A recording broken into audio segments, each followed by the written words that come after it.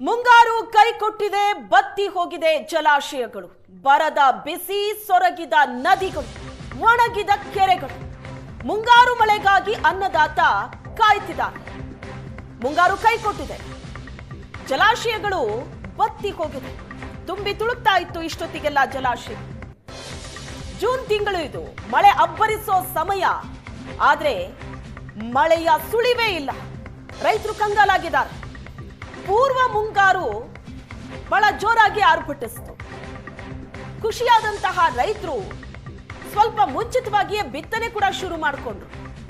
ಆದ್ರೆ ಈಗ ಬಿತ್ತನೆ ಆದ್ರೂ ಸಮಸ್ಯೆ ಆಗ್ತಾ ಇದೆ. ನೀರಿಲ್ಲದೆ ಬೀಜ ಮೊಳಕೆ ಹೊಡಿತಾ ಇಲ್ಲ.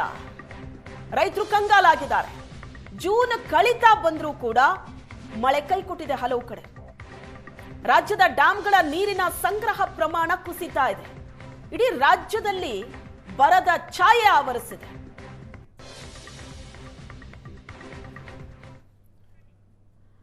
ಕಬಿನಿ ಡ್ಯಾಂ ನೀರಿನ ಮಟ್ಟ ಕುಸಿದಿದೆ. ಮುಂಗಾರು ಮಳೆ ಕೈಕೊಟ್ಟಿದ್ದಕ್ಕೆ ಮುಳುಗಿದ್ದ ದೇವರಿಗೆ ಪೂಜೆಯನ್ನ ಸಲ್ಲಿಸಲಾಗಿದೆ. ಕಬಿನಿ ಹಿನ್ನೀರಲ್ಲಿ ಮುಳುಗಿದ್ದಂತ ದೇವರಿಗೆ ಗ್ರಾಮಸ್ಥರು ಪೂಜೆ ಸಲ್ಲಿಸಿದ್ದಾರೆ.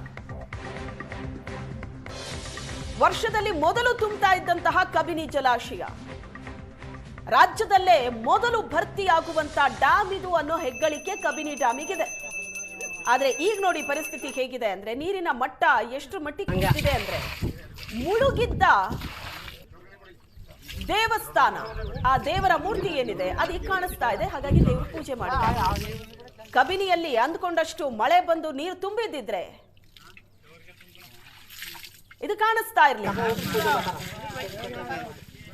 ಪುರಾತನ ಕಾಲದ ದೇವಾಲಯದ ಅವಶೇಷಗಳಿದು. ಪೂರ್ಣ ಪ್ರಮಾಣದ ದೇವಾಲಯ ಇಲ್ಲ ಅಂದ್ರೂ ಸಹ ಅಲ್ಲಲ್ಲಿ ಅವಶೇಷಗಳು ಉಳ್ಕೊಂಡಿದೆ. ಕಬಿನಿಯಲ್ಲಿ ನೀರು ತುಂಬಿದ್ರೆ ಇದ್ಯಾವುದು ಕಣ್ಣಿಗೆ ಬೀಳೋದೇ ಇಲ್ಲ.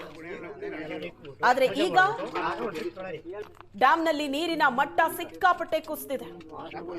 ಜೂನ್ ತಿಂಗಳಲ್ಲಿ ಎಷ್ಟು ನೀರು ಇರಬೇಕಿತ್ತೋ ಡ್ಯಾಮ್ ಅಲ್ಲಿ, ಆ ನೀರು ಇಲ್ಲವೇ ಇಲ್ಲ. ಬರಗಾಲದ ಭಯ ಶುರುವಾಗ್ತಾ ಇದೆ ರಾಜ್ಯದಲ್ಲಿ.